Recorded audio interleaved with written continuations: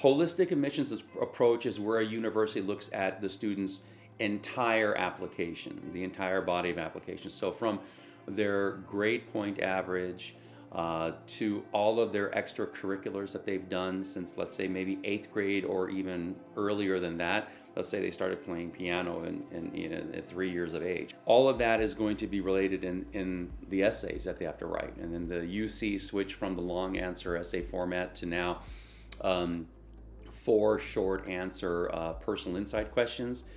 And so because you're limited in the amount of words you can use, it's 250 to 300 words max, you really have to make sure that whatever you're explaining in those essays are clear. Some UCs have a major centric admissions process where you gain admission to the college, for example, but then you also have to gain admission to the major that you declare. Let's say you're, just full of joy that you got into Haas School of Business. Well, that's great.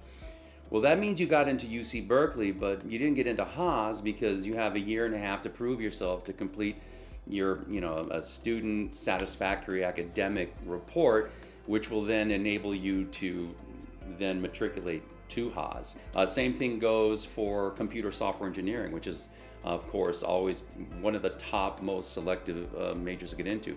Some UCs are going to require you to, just like Berkeley with Haas, to be able to get into the school and then yet still have to get into that particular program as well. If you are open into a more liberal arts, or let's say a more universal academic degree, and you're not really looking at getting into a specific engineering, or let's say or even business is pretty broad, or like even if you're going to go pre-med, you can, you don't have to declare pre-med to get into a medical school. I know a lot of kids that have gotten into med school after declaring English as a major. It's all based upon their application to the grad school program. But the methodologies do change, but the holistic one is the one that's been the more universal, and it's become the most important because now, since the UC systems are no longer using standardized testing as a criteria for admission, a lot of this has to do with, like, okay, so what did you do?